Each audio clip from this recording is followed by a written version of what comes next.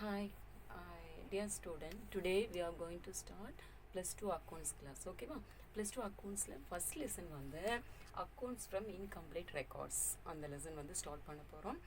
இப்போ நமக்கு வந்து அக்கௌண்ட்ஸ்னா என்ன, what is the rules and regulation, எது debit credit golden rules of accounting, இதெல்லாம் நம்ம வந்து ப்ளஸ் ஒன்ல படிச்சிருக்கோம். ஸோ நமக்கு நல்லா தெரியும். இப்போ வந்து அக்கௌண்ட்ஸ் ஃப்ரம் இன்கம்ப்ளீட் ரெக்கார்ட்ஸ்னால் என்ன அப்படின்னு சொல்லி படிக்க போகிறோம். இப்போ ரெக்கார்ட்ஸ்னால் தெரியும். இப்போ டே டு டே டிரான்சாக்ஷனை வந்து நோட்டில் வந்து என்ட்ரு பண்ணி வைக்கிறோம் இல்லையா, தட் இஸ் கால்ட் ரெக்கார்ட்ஸ் அப்படின்னு சொல்லுவாங்க. இன்கம்ப்ளீட் அப்படின்னா முழுமை பெறாத அப்படின்னு அர்த்தம். ஃப்ரம் அக்கௌண்ட்ஸ் அப்படின்னா முழுமை பெறாத பதிவுகள்லேருந்து பெற்ற கணக்குகளுக்கு பேர் தான் வந்து அக்கௌண்ட்ஸ் ஃப்ரம் இன்கம்ப்ளீட் ரெக்கார்ட்ஸ். ஓகேவா? இந்த ரெக்கார்டை வந்து யார் யூஸ் பண்ணுவா அப்படின்னா சோல் ட்ரேடர் அப்படிங்கிறவர் வந்து யூஸ் பண்ணுவார். சோல்னா என்னன்னு உங்களுக்கு நல்லாவே தெரியும். சோல் மீன்ஸ் சிங்கிள் அப்படின்னு அர்த்தம். ஓகேவா? யாரு கூடயுமே கம்பெனி வச்சுக்காம தனியாக ஒருத்தர் வந்து பிஸ்னஸ் ஸ்டார்ட் பண்ணால் அவருக்கு பேர் சோல் ட்ரேடர் அப்படின்னு சொல்லி மீனிங். இப்போ நிறைய பிஸ்னஸ் ட்ரான்சாக்ஷன்ஸ்லாம் இருக்குது. சோல் ட்ரேடிங் இருக்குது, பார்ட்னர்ஷிப்னா 2 மெம்பர்ஸ் இருப்பாங்க. அண்ட் கம்பெனி அப்படின்னா 7 மெம்பர்ஸ் இருப்பாங்க. Minimum 7, maximum unlimited. ஓகேவா?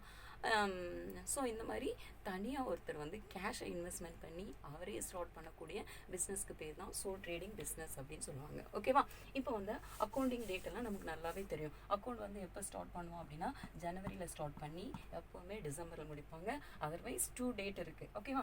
ஒன்று வந்து எப்போ ஸ்டார்ட் ஆகும் அப்படின்னா ஏப்ரலில் ஸ்டார்ட் பண்ணால் மார்ச்சில் முடியும். எப்போவுமே அக்கௌண்ட் வந்து எப்படி கன்சிடர் பண்ணுவாங்க அப்படின்னா 12 மந்த் வந்து எடுத்துகிட்டு தான் அதை வந்து கன்சிடர் பண்ணுவாங்க. இப்போ ஜனவரி டு டிசம்பர் இல்லை அப்படின்னா ஏப்ரலில் ஸ்டார்ட் பண்ணி மார்ச்சில் வந்து அக்கௌண்ட் வந்து க்ளோஸ் பண்ணுவாங்க.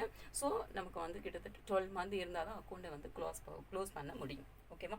சரி, ஓகே. இதெல்லாம் வந்து நமக்கு எப்போ தெரியும் அப்படின்னா ப்ளஸ் ஒன்லேயே கிளியராக தெரியும். இதில் எல்லாம் டவுட்டே கிடையாது.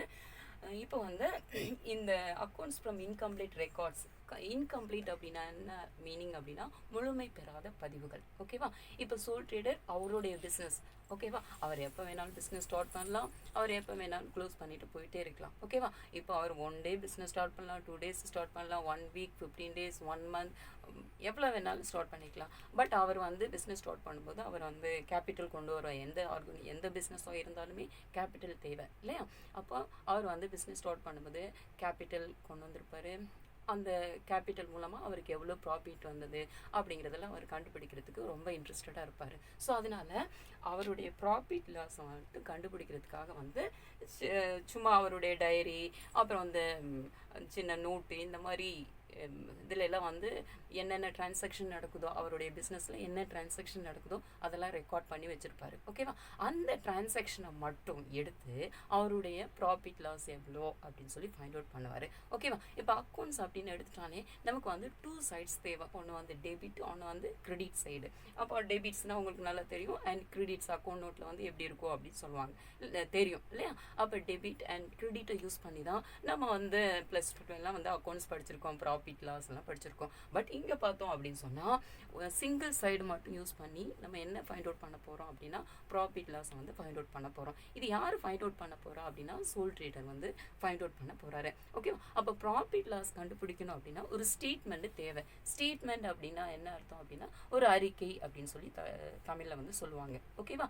ஸோ அதுக்கு அந்த ஸ்டேட்மெண்ட்டை வச்சு இவர் வந்து என்ன ஃபைண்ட் அவுட் பண்ண போகிறாரு அப்படின்னு கேட்டால் ப்ராஃபிட் லாஸ் வந்து ஃபைண்ட் அவுட் பண்ண போகிறாரு. ஸோ அதுக்கு வந்து இப்போ சோல் ட்ரேடர் வந்து ப்ராஃபிட் இல்லைன்னா லாஸ் ஃபைண்ட் அவுட் பண்ணணும்னா 4 டிரான்சாக்ஷனை மட்டும் வச்சு ப்ராஃபிட் லாஸ் வந்து ஃபைண்ட் அவுட் பண்ணுவார். அந்த 4 டிரான்சாக்ஷன் என்ன அப்படின்னு கேட்டால் ஃபர்ஸ்ட் ஒன் வந்து ஓப்பனிங் கேபிட்டல் இருக்கும், நெக்ஸ்ட் வந்து க்ளோசிங் கேபிட்டல் இருக்கும், நெக்ஸ்ட் வந்து ட்ராயிங்ஸ் இருக்கும், நெக்ஸ்ட் வந்து அடிஷ்னல் கேபிட்டல். இந்த 4 டிரான்சாக்ஷனை வச்சு தான் இந்த சோல் ட்ரேடர் வந்து என்ன ஃபைண்ட் அவுட் பண்ண போகிறாரு அப்படின்னா ப்ராஃபிட் லாஸ் வந்து ஃபைண்ட் அவுட் பண்ண போகிறாரு. ஓகேவா? அப்போ அந்த ப்ராஃபிட் லாஸ் ஃபைண்ட் அவுட் பண்ணுறாங்களே அதுக்கு நேம் வந்து ஸ்டேட்மெண்ட் அப்படின்னு சொல்லுவாங்க. ஓகேவா? அப்போ ஹெட்டிங் வந்து எப்படி எழுதுவோம் அப்படின்னு கேட்டால் statement of profit or loss. அப்போது எப்போவுமே அக்கௌண்ட் க்ளோஸ் பண்ணுற டேட்டெல்லாம் வந்து அங்கேயே கொடுத்துருப்பாங்க. எப்போவுமே ஒன்று எண்ட் ஆஃப் த இயர் டிசம்பரில் இருக்கலாம், இல்லைன்னு சொன்னால் மார்ச்சில் இருக்கலாம். அந்த டேட்டு கொடுத்துருப்பாங்க. அந்த டேட் எண்ட் ஆஃப் த டேட்டில் தான் நம்ம ப்ராஃபிட் கண்டுபிடிக்க போகிறோம். அப்போ எப்படி எழுதிக்கலாம் அப்படின்னா ஃபார் தி இயர் எண்டிங், இல்லைன்னா இயர் எண்டட், இப்போ 31st டிசம்பர் 2018 or 19 இதெல்லாம் போட்டுக்கலாம். ஓகேவா? அப்போ ப்ராஃபிட் லாஸ் கண்டுபிடிக்கணும்னா நமக்கு வந்து எவ்வளோ டிரான்சாக்ஷன் தேவை அப்படின்னா 4 டிரான்சாக்ஷன் தான் தேவை. என்னன்னு சொல்லியிருக்கேன்? ஓப்பனிங் கேபிட்டல், நெக்ஸ்ட் வந்து க்ளோசிங் கேபிட்டல், நெக்ஸ்ட் வந்து ட்ராயிங்ஸ், நெக்ஸ்ட் வந்து அடிஷ்னல் கேபிட்டல். இந்த 4 டிரான்சாக்ஷனை வச்சு தான் இந்த சோல் ட்ரேடர் வந்து என்ன ஃபைண்ட் அவுட் பண்ண போகிறாரு அப்படின்னு கேட்டால் ப்ராஃபிட் ஆர் லாஸ் வந்து ஃபைண்ட் அவுட் பண்ண போகிறாரு. ஸோ அந்த ப்ராஃபிட் லாஸ் ஃபைண்ட் அவுட் பண்ணோன்னா நம்ம வந்து ஃபஸ்ட் வந்து ஒரு ஹெட்டிங் எழுதிப்போம். ஓகேவா? அந்த ஹெட்டிங் எப்படி எழுதணும் அப்படின்னா ஸ்டேட்மெண்ட் ஆஃப் என்னென்னு எழுதணும் அப்படின்னு கேட்டால் statement of profit or loss அப்படின்னு சொல்லி எழுதிக்கணும். ஓகேவா? எழுதிட்டு அந்த அக்கௌண்ட்டு க்ளோஸ் பண்ணுற டேட் வந்து நமக்கு தெரியும். எப்போ க்ளோஸ் பண்ணுவாங்க அப்படின்னு சொன்னால் ஆல்ரெடியே சொல்லியிருக்கோம். Okay, for the year ending 31st December அப்படின்னு சொல்லி நான் ரைட் பண்ணியிருக்கேன். ஓகேவா? அப்போ ப்ராஃபிட் லாஸ் ஃபைண்ட் அவுட் பண்ணணும் அப்படின்னா sole trader profit loss find out பண்ணால் 4 டிரான்சாக்ஷன் தான் தேவை. Opening capital, closing capital, drawings and then வந்து என்னது அடிஷ்னல் கேபிட்டல். இந்த 4 டிரான்சாக்ஷனை மட்டும் வச்சு ப்ராஃபிட் லாஸ் ஃபைண்ட் அவுட் பண்ண போகிறாரு. ஓகேவா? அப்போது ஃபஸ்ட்டு வந்து இதுக்கு ஒரு ஃபார்மேட்டெல்லாம் இருக்குது. ஓகேவா? எப்போவுமே ஃபார்மேட் என்ன அப்படின்னு கேட்டால் profit or loss find out பண்ணணும்னா எப்போவுமே நம்ம வந்து எந்த கேபிட்டல் எடுத்துக்கணும் அப்படின்னா க்ளோசிங் கேபிட்டல் தான் எடுத்துக்கணும். ப்ராஃபிட் லாஸ் ஃபைண்ட் அவுட் பண்ணணும்னா ஃபர்ஸ்ட் ஒன் வந்து எந்த கேபிட்டல் எடுக்கணும் அப்படின்னா க்ளோசிங் கேபிட்டல் எடுத்துக்கணும். இது வந்து ஹெட்டிங் வந்து எழுதிட்டீங்க. இப்போ நம்ம வந்து என்ன ஃபைண்ட் அவுட் பண்ண போகிறோம் அப்படின்னா ப்ராஃபிட் லாஸ் ஃபைண்ட் அவுட் பண்ண போகிறோம். ப்ராஃபிட்டாக இருந்தாலும் சரி லாஸாக இருந்தாலும் சரி நம்ம ஃபைண்ட் அவுட் பண்ண போகிறோம் அப்படின்னா ஃபர்ஸ்ட் எப்போவுமே ஓப்பனிங் கேபிட்டல் இருக்குது ப்ளஸ் வந்து என்ன கேபிட்டல் இருக்குது க்ளோசிங் கேபிட்டல் இருக்குது. ஆனால் ப்ராஃபிட் லாஸ் ஃபைண்ட் அவுட் பண்ணணும்னா க்ளோசிங் கேபிட்டல் தான் எடுக்கணும். ஓகேவா? இது வந்து ஹெட்டிங் எழுதியாச்சு. எழுதிட்டு சிங்கிள் சைடு தான் நம்ம ப்ரிப்பேர் பண்ண போகிறோம். சிங்கிள் சைடில் போயிட்டு பர்டிகுலர்ஸ் அப்படின்னு சொல்லி எழுதிக்கணும். டேட் வந்து நம்ம இங்கே மென்ஷன் பண்ணியாச்சு. ஸோ அதெல்லாம் மென்ஷன் பண்ணுங்கிற தேவை கிடையாது. ஃபஸ்ட்டு எடுத்ததும் நம்ம வந்து ஃபஸ்ட்டு என்ன எழுதுவோம் அப்படின்னா க்ளோசிங் கேபிட்டல் எழுதிப்போம். ஓகேவா? ப்ராஃபிட் லாஸ் கண்டுபிடிக்கணும்னா க்ளோசிங் கேபிட்டல் வந்து தேவை. இப்போ ஃபார் எக்ஸாம்பிள் வந்து இப்போ இந்த சோல் ட்ரேடருடைய க்ளோசிங் கேபிட்டல் வந்து சும்மா ஃபார் எக்ஸாம்பிள் 10,000 இருக்குது அப்படின்னா நம்ம வந்து இந்த க்ளோசிங் கேபிட்டலை இன்னர் காலத்தில் எழுதணும். உங்களுக்கு தெரியும் இன்னர் காலம் அவுட்டர் காலம் அப்படிங்கிறதுலாம் நல்லாவே தெரியும். ஸோ இன்னர் காலத்தில் போயிட்டு இந்த 10,000 rupees நம்ம வந்து ரைட் பண்ணிக்கணும். ஓகேவா? க்ளோசிங் கேபிட்டல் ரைட் பண்ணி அது கூட ஆட் வந்து என்ன ஆட் பண்ணோம் அப்படின்னா ட்ராயிங்ஸ்னால் என்ன அப்படின்னா இப்போ க்ளோசிங் கேபிட்டல் அப்படின்னா அக்கௌண்ட்டு க்ளோஸ் பண்ணும்போது அந்த சோல் ட்ரேடர் வச்சிருக்கக்கூடிய கேபிட்டலுக்கு பேர் தான் க்ளோசிங் கேபிட்டல் அப்படின்னு சொல்லுவாங்க. ஓகேவா? நெக்ஸ்ட் வந்து ட்ராயிங்ஸ் அப்படின்னா அவருக்கு பர்சனல் எக்ஸ்பென்சஸ்க்காக ஏதாவது ஒரு அமௌண்ட் தேவைப்பட்டுச்சு அப்படின்னா அவருடைய கேஷ்லேருந்து சர்டன் அமௌண்ட் வந்து எடுத்துப்பார். அதுக்கு பேர் ட்ராயிங்ஸ் அப்படின்னு அர்த்தம். ஓகேவா?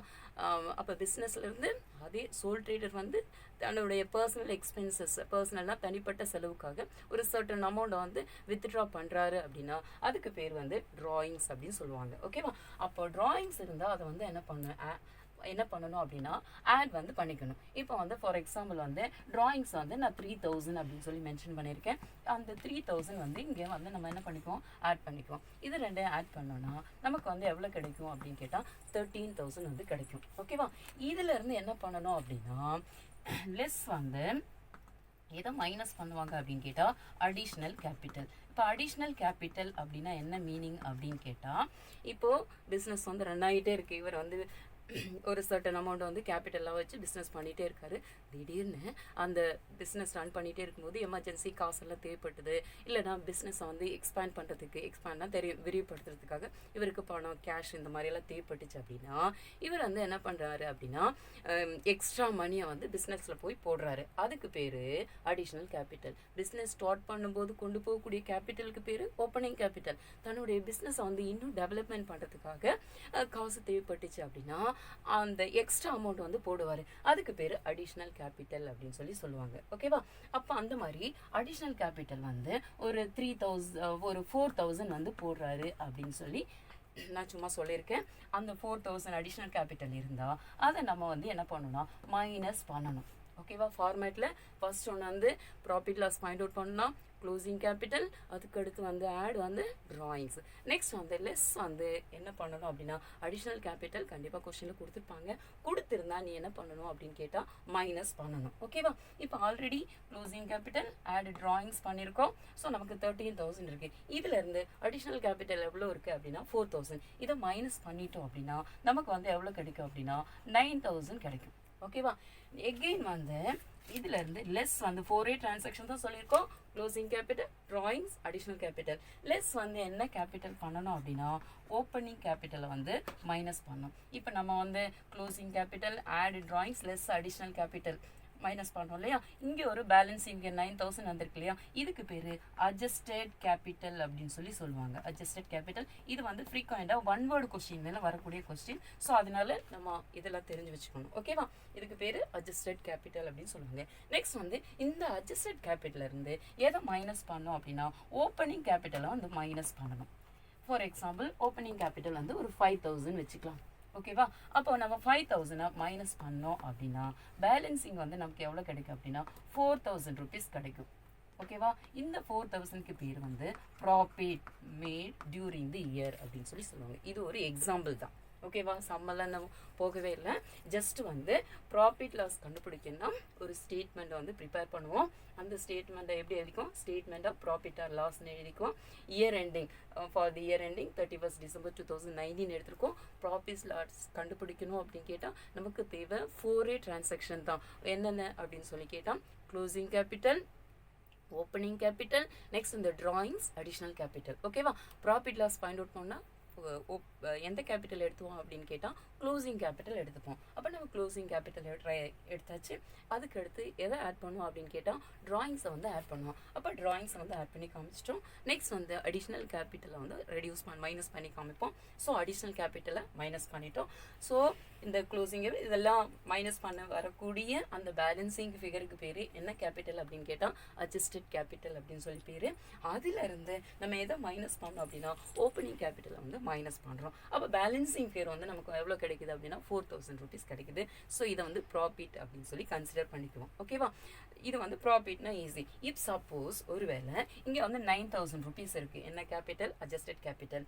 இப்போ ஓப்பனிங் கேபிட்டல் வந்து ஒரு 12,000 இருக்குது அப்படின்னு சொல்லி வச்சுக்கோங்களேன். இப்போ இங்கே வந்து எவ்வளோ இருக்குது? 9,000 இருக்குது. ஆனால் ஓப்பனிங் கேபிட்டல் 12,000 இருக்குது. அப்போ 9,000லேருந்து நமக்கு 12,000 மைனஸ் பண்ண முடியாது. ஸோ அதனால இப்போ நம்ம என்ன பண்ணிக்கிறோன்னா இந்த 12,000லேருந்து 9,000 மைனஸ் பண்ணுறா நமக்கு எவ்வளோ கிடைக்கும் அப்படின்னா மைனஸ் வந்து 3,000 கிடைக்கும். இந்த 3,000 வந்து நம்ம என்னன்னு கன்சிடர் பண்ணிக்கணும்? லாஸ் அப்படின்னு சொல்லி கண்டுபிடிக்கணும். ப்ராஃபிட்னா இமீடியட்டாக எதுலேருந்து அட்ஜஸ்டட் கேபிட்டல்லேருந்து ஓப்பனிங் கேபிட்டலை மைனஸ் பண்ண முடிஞ்சிச்சு அப்படின்னா அது வந்து ப்ராஃபிட். இப் சப்போஸ் சில நேரத்தில் வந்து மைனஸ் பண்ண முடியலைன்னா நம்ம என்ன பண்ணுவோம்னா ஓப்பனிங் கேபிட்டல்லேருந்து அந்த அட்ஜஸ்டட் கேபிட்டலை வந்து மைனஸ் பண்ணுவோம். அப்படி பண்ணும்போது நமக்கு வந்து மைனஸில் வரும். -3,000 இந்த மாதிரி சம்திங் எது வேணாலும் வரலாம். ஸோ இப்படி வந்துச்சு அப்படின்னா தட் இஸ் கால்டு வந்து லாஸ் ஃபார் த பிஸ்னஸ். ஓகேவா? ஸோ இந்த மாதிரி தான் சோல் ட்ரேடர் வந்து எதை ஃபைண்ட் அவுட் பண்ணுவார் அப்படின்னு கேட்டால் ப்ராஃபிட் லாஸை வந்து ஃபைண்ட் அவுட் பண்ணுவார். ஓகேவா? புரிஞ்சுதா? அப்போ நம்ம சோல் ட்ரேடோடைய ப்ராஃபிட் லாஸை வந்து ஃபைண்ட் அவுட் பண்ணணும் அப்படின்னா நம்ம ஒரு ஸ்டேட்மெண்ட் ப்ரிப்பேர் பண்ணணும். ஓகேவா? அப்போ ஃபார்மேட்டில் ஃபர்ஸ்ட் ஒன்று வந்து closing capital, add drawings, less additional capital, again less வந்து எது ஓப்பனிங் கேபிட்டல் மைனஸ் பண்ணோன்னா நமக்கு வந்து என்ன கிடைச்சிரும் அப்படின்னா ப்ராஃபிட் லாஸ். இந்த மாதிரி நிறைய ஒர்க் அவுட் பண்ணும்போது ரொம்ப ஈஸியாக இருக்கும். இந்த மாதிரி ப்ராஃபிட் லாஸ் எல்லாம் கிடைக்கும். ஓகேவா? நெக்ஸ்ட் வந்து உங்களுடைய சம்மு, அதாவது +2ல் வந்து எக்ஸசைஸ் சம்மு வந்து நான் போடலான் இருக்கேன். ஸோ இது வரைக்கும் புரிஞ்சா நெக்ஸ்ட் வந்து நம்ம எக்ஸசைஸ், அதாவது பேஜ் நம்பர் 31ல் இருக்குது. நான் எல்லா சம்மையுமே ஒர்க் அவுட் பண்ணி தரேன்.